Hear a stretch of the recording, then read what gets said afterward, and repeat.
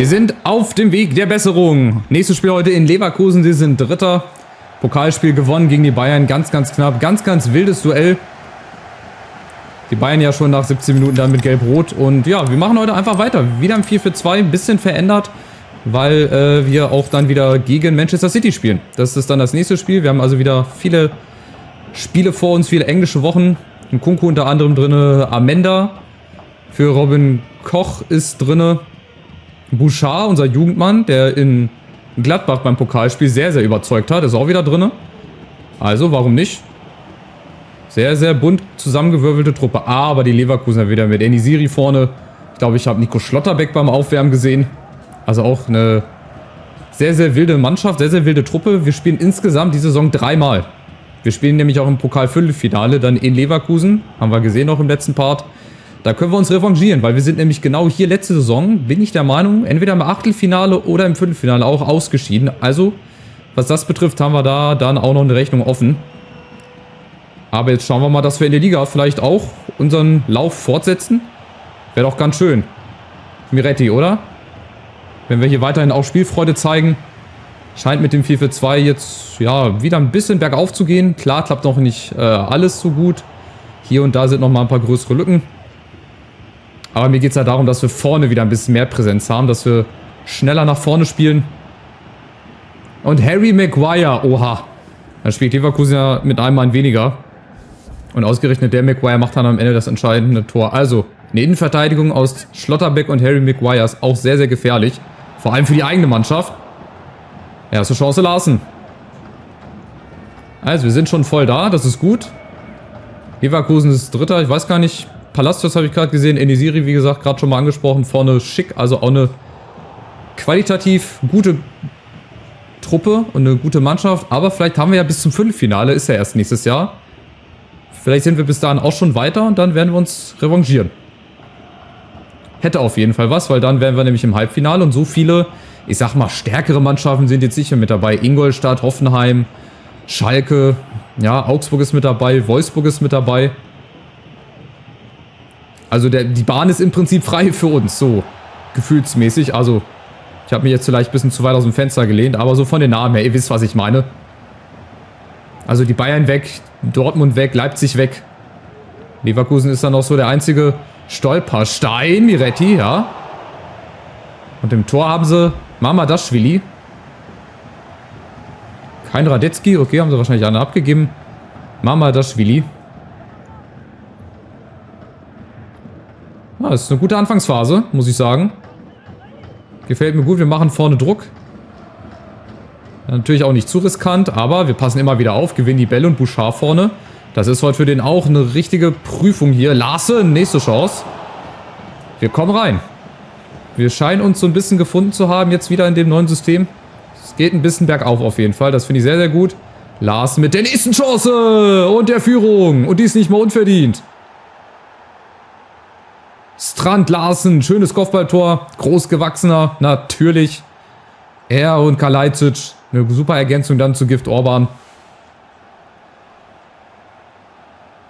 Ja, perfekt. Schöne Flanke, Miretti. Muss eigentlich ein Linksfuß hin, aber auch vorm Tor weggezogen. Läuft Larsen, ist ja völlig frei. Mamardashvili, gut, der faustet dann auch vorbei, der faustet irgendwo in die Luft. Vielleicht sieht man es hier nochmal. Und Harry Maguire. Wer hat wieder gefehlt? Guck mal, Mamardashvili, der kann es auch eigentlich anders abwehren. Aber egal, Maguire sei Dank, dass er an Larsen nicht so sehr dran war. Drittes Tor im 4. Spiel, eine gute Quote. Der spielt zwar nicht häufig, ne, gerade weil entweder spielt Orban von Anfang an oder Kalajdzic oder halt beide. Ja, und in dem Fall, wenn Larsen spielt, dann trifft er eigentlich immer. Genauso wie Enisiri auf der anderen Seite, den ich jetzt auch schon wieder sehe. Da ist er. Ne, da ist Schick. Achtung, aber Miretti ist da. Und von Leverkusen, da kommt bislang noch nicht viel, Gott sei Dank. Ein sehr, sehr gutes Spiel. Sehr, sehr konzentrierte Leistung. Und ich habe mir ja gedacht, dass wir irgendwann auch wieder, oder ich habe es gehofft, dass wir irgendwann wieder zurück in die Erfolgsspur finden. Und das hat er sich schon im Main-Spiel so ein bisschen angedeutet. Dann gegen Bayern die Bestätigung. Und jetzt hier heute gegen Leverkusen bislang auch. Also richtig gut. Amenda. Oh, gelbe Karte. Oder kriegt er einen roten Karton? Nee. Ich glaube gelb, oder? War noch weit genug weg vom Tor. Ich denke mal gelb. Ja, Amenda. Der hat, glaube ich... Nee, den hatten wir ja letztes Jahr noch gar nicht. Ich wollte gerade sagen, hat der nicht letztes Jahr im Pokal gepatzt, aber der ist ja erst seit dieser Saison da. Das war dann irgendein anderer Jugendmann, aber der muss natürlich jetzt aufpassen. Der hat schon gelb. So, Larsson, Bouchard, die zwei Sprösslinge hier. Bei Bouchard bin ich auch mal gespannt, wenn der so 3-4 Jahre weiter ist, was der dann für eine Stärke hat. Ich glaube, das wird auch ein richtig guter. Also so eine 80, 85 ist ja Wahnsinn. Hier, guckt euch das an. Wir machen ein richtig gutes Pressing. Auch wenn der Ball jetzt verloren geht, aber wir holen uns die Bälle vorne immer wieder. Oh, ein Kunku. Und da muss jetzt William Patch schon mal ran gegen Enisiri. Perfekt. Sauber, Junge. So muss das sein. Über 2 Kämpfe zurück in die Saison. Hier ins Spiel rein. Wirklich überragend. Guck, das meine ich halt. Vorne Pressing. Leverkusen versucht's. In dem Fall hat es jetzt leider geklappt, aber es ging auch schon mal schief. So, aufgepasst. Schick gegen... Oh, Pacho und ein Kunku. Ne, nicht an beiden Leuten. Da kommst du nicht vorbei. Und wir machen das ganz souverän, ganz in Ruhe. Und die ist bislang sehr, sehr verdient, die Führung, wie ich finde. Aber aufgepasst, Leverkusen stellt vorne zu. Egal, dann haben wir Platz da über die Außen. Bei Leverkusen spielt auch mit einer Dreierkette. 3-4-1-2 bin ich der Meinung. Dann ist ja irgendwo dann eine Lücke. Den Angriff nehmen wir noch mal mit. Oh, Platz dafür Bouchard. Kriegt er den? Ja, der kriegt den. Bouchard! Und da hat er's. Das erste Tor. Nach dem Assist in Gladbach. Genau, feier mal vor der Leverkusen-Kurve. Gar kein Problem hier. Und es war kein Abseits. Genau im richtigen Moment. Einmal angenommen. Zack. Durch die Hosenträger von Mamardashvili. Jawohl, Junge. Sehr, sehr schön. Also hat sich doch schon mal rendiert, den aufzustellen. Startelf-Einsatz 2-0. Sehr, sehr wichtig. Vor der Pause. Der sogenannte psychologisch wichtige Zeitpunkt. Ey, Wahnsinn. Und vielleicht war das mein Spiel so ein kleiner Startstoß jetzt zu einer Serie. Also Pokal. In der Liga sieht es ja auch bislang richtig gut aus. 0 Schüsse von Leverkusen. Das hatten wir auch selten. Aber wir haben auch in der Liga hier gewonnen. Und dann haben wir im Pokal ein bisschen reingeschissen. Hoffentlich wird es nicht wieder so. Von mir aus können wir auch in beiden Spielen hier gewinnen und halbwegs gut spielen. Und so können wir dann auch gegen Man City bestehen. Durchaus, wenn wir denn so spielen. Aber ich glaube, Man City ist nochmal eine ganz andere Hausnummer.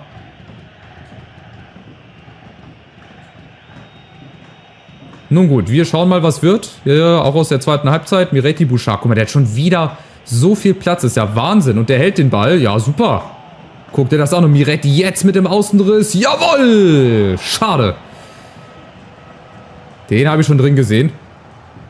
Das musst du halt machen, ey. Solange die das noch nicht gepatcht haben, das ist so super gefährlich. Oh, der ruhig schon mal früher runter gehen können. Schade, ganz knapp vorbei. Aber es 4-4-2 scheint zu fruchten. Auch heute wieder.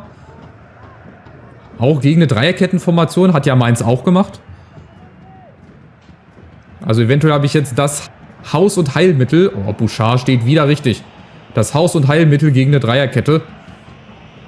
Bouchard gegen Palacios. Ja, geht ihm da auf den Sack. Jawohl, und da hat er ihn wieder. Perfekt. Der macht richtig Spaß, der junge Larsen. Oh, Larsson, ja, einmal angetäuscht. Mein Gott, wenn die so weiterspielen. Oh, Achtung, jetzt haben wir ein bisschen Probleme. Nein, haben wir nicht, weil Nkunku den abläuft. Wahnsinn, sehr gut. Sehr, sehr schönes Spiel. Eines der besseren bislang in der Saison. Das gefällt mir sehr, sehr gut. Bauen hintenrum auf. Amenda macht seine Sache auch ganz gut. Bislang muss halt aufpassen wegen der gelben Karte. Da können wir aber gleich nochmal über einen Wechsel nachdenken. Nicht, dass er dann irgendwie unnötig fehlt. Aber die bekommen nichts hin. Also wie gesagt, 0 Schüsse bislang für Leverkusen. Das ist auch sehr, sehr ungewöhnlich. Aber wir machen es heute richtig gut. Guckt euch mal den Platz an. Das ist ja Wahnsinn, wenn Larsen den da durchkriegt. Dann macht Bouchard sein zweites Tor. Also mit so viel Platz hätte ich heute auch nicht gerechnet. Apropos Platz. Aber ihr seht, wir stehen direkt wieder richtig. Haben das Ganze hier bislang eigentlich gut im Griff. Aufgepasst. Jetzt kommt Azmoun, da ist Enisiri. Frimpong, Larsson ist da. Das ist easy. Ganz gut wegverteidigt. So, und komm. Nächster Konter. Wieder Larsen und wieder ist die Lücke da. Aber Schlotterbeck. Ja, schade. Hat er Glück gehabt.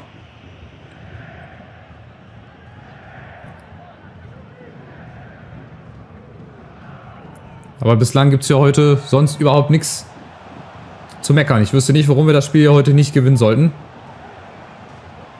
Außer wir machen es uns irgendwie selber noch kaputt. Achtung, Enesiri ist der erste Schuss.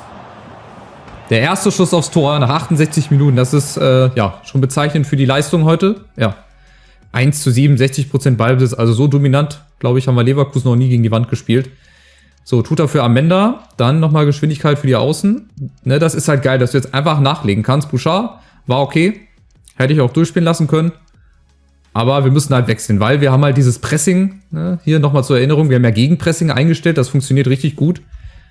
Nachteil ist natürlich auch, dass die nach 60, 70 Minuten am Arsch sind. Aber wir können ja nachlegen. Und wir können ja auch auf ein 4-2-3-1 umstellen. Da haben wir ja ein bisschen gemächter. Oh, Vorsicht. Gemächlicher. Aber momentan lasse ich das nochmal. Vielleicht mache ich so die letzte Viertelstunde, 10 Minuten nochmal Viererkette an.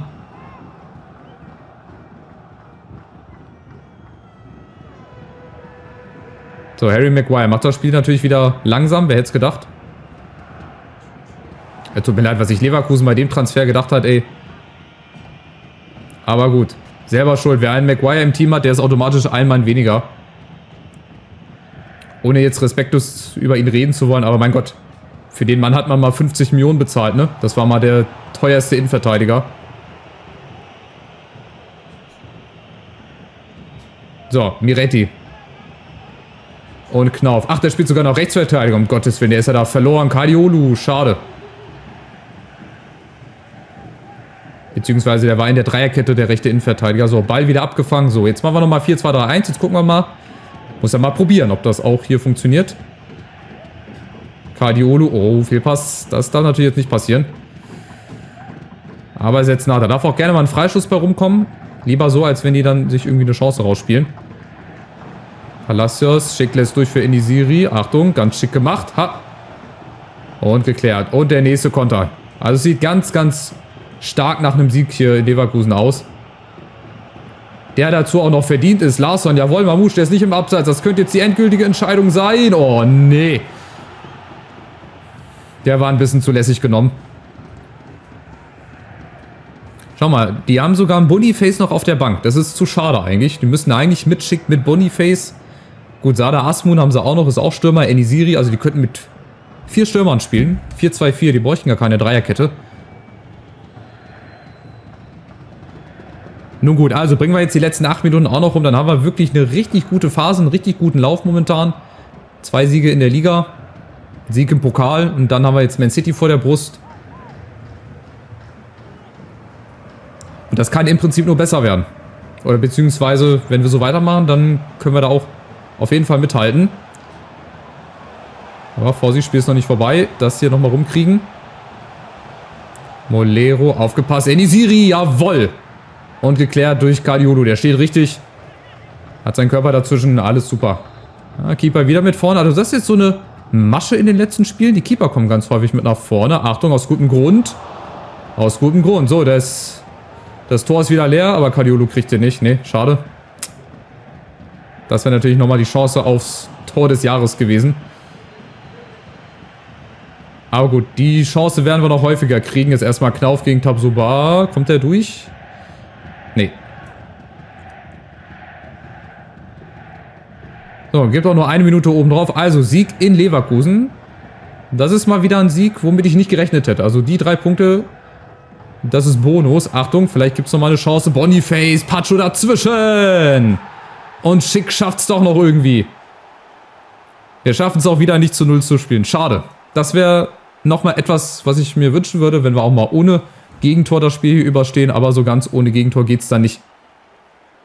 Jetzt wirst du dann noch belohnt oder bestraft dafür, dass wir richtig grätschen. Ne? Und dann Schick ins leere Tor. Aber es ist nur Ergebniskosmetik, denn Schiri pfeift ab. 2-1 Sieg in Leverkusen. Wir bleiben also weiterhin oben dran, setzen uns erstmal in der Spitzengruppe in den Top 6 fest. Und jetzt bin ich gespannt auf das Spiel bei Manchester City. Hoffenheim gewinnt, Freiburg unentschieden, das ist gut, weil die stehen, glaube ich, auch oben mit dabei. Ist immer wichtig, wenn die Konkurrenz auch ein bisschen patzt. So, jetzt wird ganz wichtig gegen Man City. Wenn sie mich nicht öfter einsetzen, das ist der Wahnsinn. Junge, weil du mal ein Spiel nicht gespielt hast. Komm mal ein bisschen runter von deinem hohen Ross. Ah, Augsburg kommt dann. Oh weia, wir haben nur 2 Tage spielfrei. Wer hat denn den den Spielplan gemacht. 9-6-3-0, das ist sehr, sehr eng. Also klar, wir werden gegen Inter, auch wenn wir das gewinnen sollten, was ich jetzt nicht glaube, aber ist ja möglich, wir haben auch bei Inter gewonnen, dann wird das gegen Inter zu Hause, glaube ich, das entscheidende Spiel um Platz 2. Also Platz 3 haben wir, glaube ich, sicher. Ich glaube nicht, dass Zagreb jetzt noch 3 Spiele, geschweige denn 2 Spiele gewinnt. Die müssen ja noch gegen Inter und gegen City. Und da gehe ich mal von aus, dass sie nicht beides gewinnen. Also Platz 3, glaube ich, haben wir sicher. Was auch gut wäre, dann würden wir in der Europa League weiterspielen. Das ist eh unser Wettbewerb. Jetzt spielen wir, genau, ich wollte nochmal in der Liga vorbeigucken. Oder beziehungsweise hier bei den anderen Gruppen. Die haben schon 4-mal gespielt. Lazio Atletico, ja, Napoli Benfica. Real PSG, überraschenderweise, Juve, Aston Villa, die sind auch schon so gut wie weiter. Barca, Fener, Dortmund und Saint-Gilloise ist auch eine spannende Gruppe. Dann Bayern, Chelsea. Hier haben wir Liverpool, Leipzig vorne. Okay, und bei uns halt, ne, gerade schon mal angesprochen, so Bundesliga. Da sind wir Sechster. Wir sind punktgleich mit Leipzig, mit Gladbach. Wir haben auch ein gutes Torverhältnis. Also es ist auch eine gute Hinrunde. Ich bin zufrieden. Nachdem wir jetzt mal 4-5 Pflichtspiele lang nichts geholt haben, jetzt mal 3 Siege in Folge, das ist auch nicht so verkehrt. Augsburg zu Hause musste eigentlich auch gewinnen. Aber das kann auch schon wieder ein ganz anderes Spiel werden. Dann nachdem wir gegen Man City gespielt haben. Also, danke fürs Zuschauen. Ich hoffe, es hat euch gefallen. Lasst wie immer gerne einen Daumen nach oben da. Schaut gerne die anderen Videos, die in der Endcard verlinkt sind. Und dann hoffe ich, sehen wir uns beim nächsten Mal wieder. Macht's gut. Ciao, ciao.